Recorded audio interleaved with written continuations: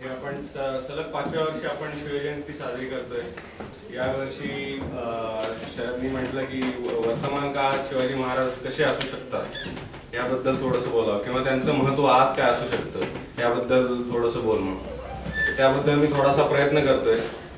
तर पहिली गोष्ट म्हणजे असं म्हटलंय कोणीतरी की जे लोक इतिहास घडवतात ते कधी इतिहास विसरत नाही आणि जे लोक इतिहास विसरतात ते लोक कधीच इतिहास घडवू शकत नाही। त्यामुळे आपल्या पुढच्या शतकांमध्ये आपल्या पुढच्या पिढ्या जर आपल्या भारताचा गौरवशाली इतिहास म्हणून आपल्या काळाकडे बघू शकत असतील तर त्याच्यासाठी आपण आपला इतिहास अभ्यासायला पाहिजे। आणि त्यासाठी म्हणून मी थोड्या छोट्या गोष्टी सांगतोय। तर पहिली गोष्ट म्हणजे आजच्या आपल्या देशातल्या जे समस्या आहेत त्याच्याकडे थोडंसं बघूया। पहिले शिवाजी महाराजांच्या काळामध्ये त्यांनी एक गोष्ट खूप चांगली हेरली होती, ती म्हणजे की आपलं सामर्थ्य कशात आहे हे त्यांनी बरोबर ओळखलं होतं। थोडक्यात म्हणजे काय की महाराष्ट्रामध्ये सह्याद्रीच्या डोंगर दऱ्या होत्या आणि त्या डोंगर दऱ्यावरनं लढण्याची त्यांनी एक स्वतंत्र शैली निर्माण केली, तिचं नाव होतं गनिमी कावा। अर्थात त्या काळामध्ये मुख्यतः लढाया ह्या मैदानी प्रदेशात होत, दोन सैन्य एकमेकांशी लढत आणि मरत, लढता लढता मरणं हेच काहीतरी म्हणजे महान असं काहीतरी कार्य आहे असं भारतातल्या बहुतांश लोकांना म्हणजे बहुतांश राजांना वगैरे वाटत होतं। पण शिवाजी महाराजांनी ते केलं नाही। त्यांनी हे लक्षात ठेवलं की फक्त लढता लढता मरणं एवढंच पुरेसं नाही, तर लढाई जिंकणं हे त्याहून जास्त पुरेसं आहे, त्याहून जास्त गरजेचं आहे।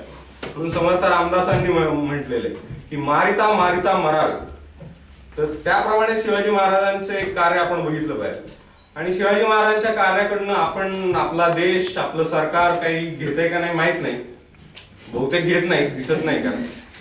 पण एक घटना मी सांगू शकतो की आपल्या सगळ्यांनाच माहिती आहे की काही दशकांपूर्वी अमेरिका आणि व्हिएतनामचं युद्ध झालं होतं आणि आश्चर्यकारकरित्या व्हिएतनामने ते युद्ध जिंकलं होतं।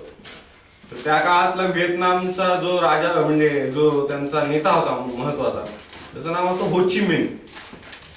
तर तो जेव्हा त्यांनी युद्ध जिंकलं त्याच्यानंतर काही वर्षानंतर व्हिएतनामच्या परराष्ट्र मंत्री भारतात आल्या होत्या।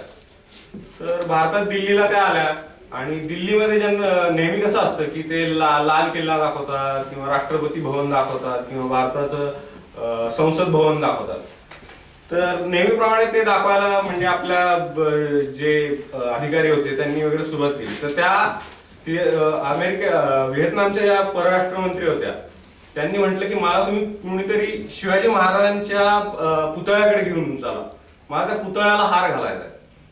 तर हे म्हणजे आपल्या देशातल्या त्या दिल्लीतल्या अधिकाऱ्यांना म्हणजे फार नवीन होतं की हे काय म्हणजे। त्यांनी विचारलं की तुम्हाला शिवाजी महाराजच का पाहिजे, इतर कोणी का नाही।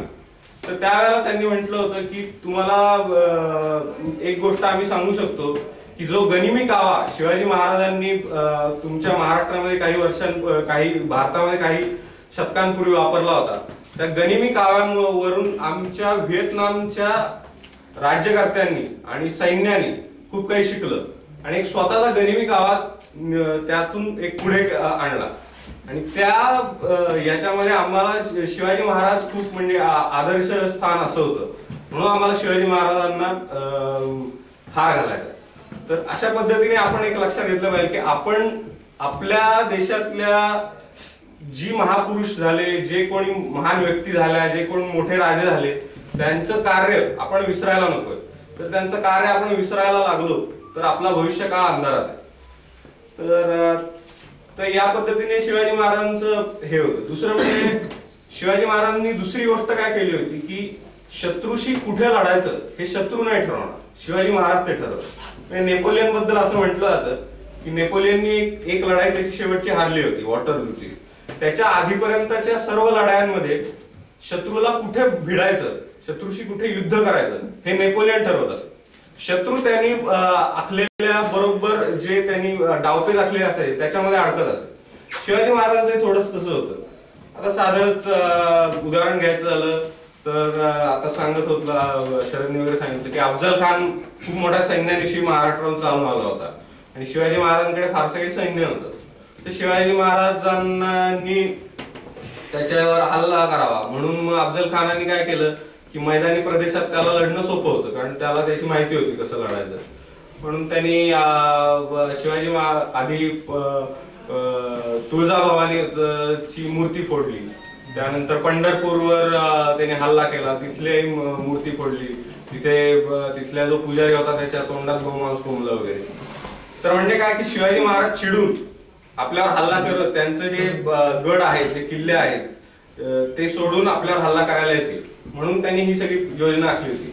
पण शिवाजी महाराज त्याच्याहून 2 पावलं पुढे होते. त्यांनी त्यालाच पत्र पाठवलं की तुम्ही कशाला हे सगळे प्रकार करताय, मी स्वतः शरण व्हायला तयार आहे आणि मी तुम्हाला इतका घाबरलोय की तुम्हीच मला घ्यायला या.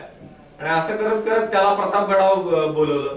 तो प्रतापगडावर आला. प्रतापगडावरती मोठे मोठे सैन्य घेऊन आला, त्याच्या हत्ती, ते घोडे सगळं ते घेऊन आला आणि ते म्हणजे डोंगर दऱ्या सगळं चढत चढत वरती आला आणि त्यानंतर त्याचाच कोथळा काढला.